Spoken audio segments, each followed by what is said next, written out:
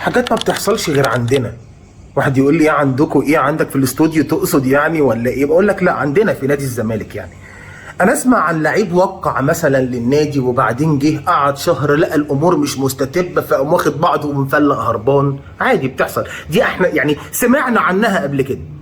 لكن اللي ما سمعتش عنه ابدا ان لعيب يقال ان هو وقع عبر الفاكس. انا اي حد هيقول لي كلمه وقع عبر الفاكس دي بعد كده ولا هصدقه بجنيه. فاكس ليه يا عم؟ ما تيجي يا ابني تتنيل على عينك توقع هنا.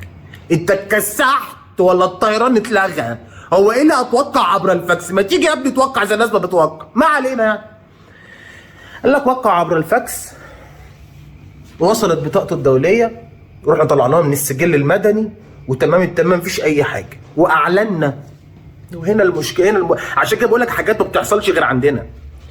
اعلنا عن التعاقد معاه، وانا بقى يعني قلبت الدنيا قلب بعيد عنك. فضلت بقى قاعد بقى اتخيل بوبنزا وبيستلمها على صدره وبيهيئ بيمينه وبيعبي بشماله للشناوي في البعيده في الدقيقه 83 و12 ثانيه. معرفش ليه بس دي اللي جه في بالي بالظبط، وجول وفوزنا 1-0 وخد السوبر الافريقي من الاهلي ومش عارف ايه. فجأة يقول لك لا اصل هيركب الطيارة.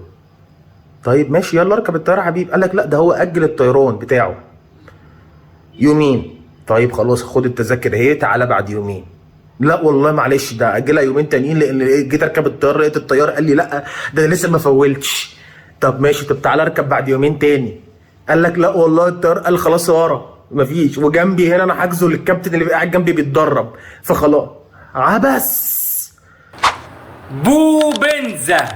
بوبنزا يتعاقد مع نادي روماني. مش دي المشكلة بالنسبة لي خالص. سؤال بقى بيطرح بلح، يعني المشكلة في السؤال اللي بيطرح بلح. هو احنا بقينا رومانيين امتى؟ والله بكلمكم بجد. بوبنزا اعلن بشكل رسمي انه تعاقد مع فريق روماني. حلو. احنا نادي الزمالك بقى روماني امتى؟ هو مش احنا اللي تعاقدنا مع بوبنزا؟ هو مش بوبنزا ده بتاعنا احنا بقينا رومانيين امتى؟ الراجل بيقولك ان انا تعاقدت بشكل رسمي مع فريق روماني. نادي الزمالك بقى روماني امتى؟ ما انا عايز بس افهم. والله المشكله ان اللاعب بيعلن. ما تعلن يا سيدي، اعلن زي ما انت عايز انك تعاقدت مع فريق، ولكن انا كفريق متعاقد معاك انت خليتني روماني ازاي؟ انا بقيت روماني امتى؟ نادي الزمالك بقى فريق روماني امتى؟ مش انا اللي متعاقد معاك والبطاقه الدوليه معايا كنادي زمالك خلتني روماني؟ يعني انا كنادي زمالك مش المفروض ابقى الزمالك المصري؟ صح بقى الزمالك الروماني. ما انا عايز افهم بقيت روماني امتى انا؟ انت المفروض تعلن ان نادي الزمالك تعاقد معاك بشكل رسمي، صح؟ ده العادي والطبيعي. لكن تعلن ان انت تعاقدت بشكل رسمي مع فريق روماني؟ جماعه هو انا بقيت روماني امتى؟ هو نادي الزمالك بقى فريق روماني وانا معرفش؟ والله بكلمكم بجد، انا بقيت فريق روماني وانا معرفش ازاي؟ طيب سريعا يا صديقي العزيز وعشان ما اطولش عليك واجيب لك من الاخر، افتكر كده من 5 أو 6 ايام عملت لك فيديو قلت لك ان بوبنزا محترف الزمالك الجديد اللي هو جابه، كتبت لك العنوان كان هروب بوبنزا من نادي الزمالك والنادي يشكو اللاعب للفيفا. وبالفعل نادي الزمالك بيحضر اوراقه عشان يشكو بوبنزا للفيفا، اللي احنا عارفين موضوع هروبه من 6 ايام ومن ساعه موضوع البطاقه الدوليه اللي نزلها النادي على صفحته الرسميه، واحنا عارفين كل التفاصيل بفضل الله تعالى. والواحد بيحاول يجتهد دايما ان هو يجيب لكم الحقيقه ويجيب لكم التفاصيل في موضوع الصفقات، موضوع الانتقالات بتاعه اللاعبين، ويعني فحتى الاخبار اللي بقولها لكم بكون بحاول اتاكد منها دايما من مصادر عشان تكون اخبار صح وما تكونش بس مجرد هبد وكلام كده على الفاضي. لكن اللي عايز اقوله لك ان في كلام قوي قوي بيقول ان نادي الزمالك طبعا هو بيجهز اوراق عشان يروح الفيفا. في اخبار بتقول لك الزمالك ومش عارف ايه وبتاع، ده راح ومش راح، لسه ما رحناش، لسه الزمالك ما راحش للفيفا. ولكن في بعض التوقعات او الاخبار بتقول ان الزمالك حتى لو راح للفيفا، الفيفا ممكن يرفض يعني الشكوى بتاعه النادي ضد بوبنزا، لان في كلام ان نادي رابد الروماني قبل ما يمضي على بوبنزا اتاكد ان هو ما عليهوش اي مشكله، ما عليهوش اي ايقافات، مش ماضي على عقد، مش ماضي على تفاصيل بنود عقود. حتى لو التوقيع كان الكتروني كان على اتفاقيه تعاقد تقريبا ما كانتش شامله كل حاجه. الو يا ابو بيتزا، بقول لك ايه، هات الفلوس اللي عليك، انت نصبت علينا. ده انت مش بس ما جيتش، ده انت نصبت علينا يا حبيبي، احنا باعتين لك شويه دولارات. قفل السكه في وشي، الله يسامحك. احنا مش بس اتضحك علينا، ومش بس اتغفلنا، ومش بس خسرنا صفقه كانت من العيار الثقيل، احنا اتنصب علينا يا جدعان. احنا اتنصب علينا يا جدعان. اللي يقول لك حولنا له 250,000 دولار، واللي يقول لك حولنا له 300,000 دولار، واللي يقول لك حولنا له $1,000,000. المهم في كلتا الحالات ان في فلوس اتحولت للبني ادم ده اللي اسمه ابو بيتزا، واحنا عايزين فلوسنا بصراحه. يعني احنا لاقيين ناكل. هو احنا اتنصب علينا؟ يعني هي الحكايه مش حكايه بطاقه دوليه وبطاقه تموينيه والكلام ده كله اللي جه، لا، ده الموضوع طلع فعلا ان انت باعت له فلوس. انا عايز بقى اداره نادي الزمالك تيجي ترد عليا وتقول هي بعتت له كام بالظبط، ولو انتوا فعلا ما اتنصبش عليكم وما بعتوش فلوس اكدوا لي ده عشان اتاكد ان فعلا ما فيش بطاقه دوليه جت وانتوا بتلعبوا مع بعض مع اتحاد الكوره. ما هو هي يا كده يا كده. ما هو لو انت بعت له فلوس فهو مضى على العقد بناء على انه خد مقدم التعاقد، فما عنديش مشكله.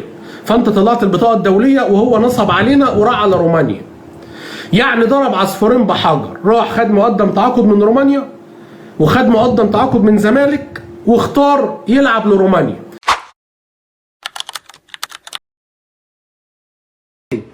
باركوني بقيت لاعب دولي، بقيت لاعب كبير، هلعب في الدوري الروماني بكره. انا هلعب في الدوري الروماني بكره. خلصت على كده يا ريس، خلصت على كده. بص يا ريس، انا عندي سؤال واحد بس ليك، والله سؤال واحد بس ليك، وجاوبني بصراحه. اللي انت بتشوفه ده بتشوفه في اي نادي في الكوكب؟ انت شفته في الدوري، يعني انت شفت حتى في نادي بيلعب في الدوري المدغشقراوي؟ شفت مثلا في نادي بيلعب في الدوري الاثيوبي؟ انا مش بكلمك دلوقتي على دوري مصري مثلا، دوري المصنف المفروض من افضل 5 دوريات عربيه، دوري المفروض ان هو فيه صفوه الفرق اللي موجوده في افريقيا. لا، انا بكلمك دلوقتي، انت عمرك شفت نادي بيمر بيه كميه الضحك دي؟ كميه الضحك ده يا جدعان، يا جدعان. بصوا بوبنزا بيقول علينا الصبح. المراسل بيساله بيقول له انت تعرف ايه عن نادي الزمالك؟ قال له ما اعرفش نادي بالاسم ده وما تكلمنيش. ايه يا جدعان ده يا جدعان؟ هو احنا جايين نتهزق ولا ايه يا جدعان؟ هو احنا مفوض اللعيبه علشان نتهزق؟ لا والله عايز افهم بس، انا عايز افهم بس يعني حاجه واحده بس. هو احنا هنلعب السنه الجايه كوتشيه ولا كره قدم؟ يعني احنا مقضينا بطاقات دوليه؟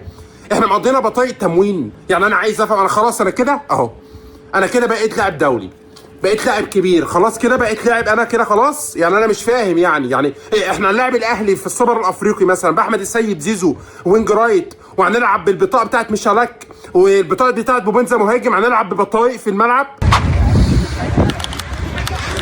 بوبنزا خلع، بوبنزا خد الملمين وخلع. حجزنا له مرتين تذكرة طيران وخلع. يا عم احنا عاملين ابونيه اتوبيس بالعافيه، احنا عاملين ابونيه اتوبيس بالعافيه. نحجز لك التذكره مرتين وتخلع؟ طب رجع حق التذاكر. فين حق التذاكر يا لبيب؟ فين حق التذاكر يا جدي لبيب؟ عايزين حق التذاكر يا جدي لبيب. احنا عاملين ابونيه اتوبيس بالعافيه، احنا معناش فلوس نفول الاتوبيس بتاعنا. احنا مش عارف هنسافر جرماهيا ازاي اساسا، ولا هنسافر البلد اللي احنا مسافرينها ازاي. نحجز له مرتين ويخلع؟ ندفع له مرتين حق الطيران ويخلع؟ طب وبعدين؟ طب ولا قال لك صفقة القرن؟ طب واللي متصور؟ طب وصورة البطاقة الدولية اللي نزلت؟ صورة البطاقة الدولية اللي نزلت على الصفحة الرسمية؟ طب وصورة اللاعب اللي نزلت على الصفحة الرسمية؟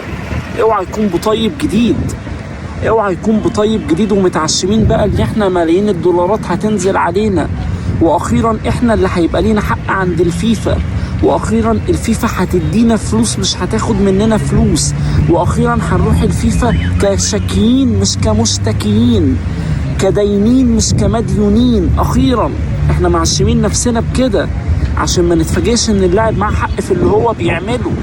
احنا مش ناقصين يا اخوانا ضحك، احنا مش عارفين الضحك بيجي لنا منين. اللاعب خلاص راح رومانيا ورسميا مضى في بوخارست. يا عم بوخارست ده مش كان مسلسل بتاع الاستاذ امير قرارة؟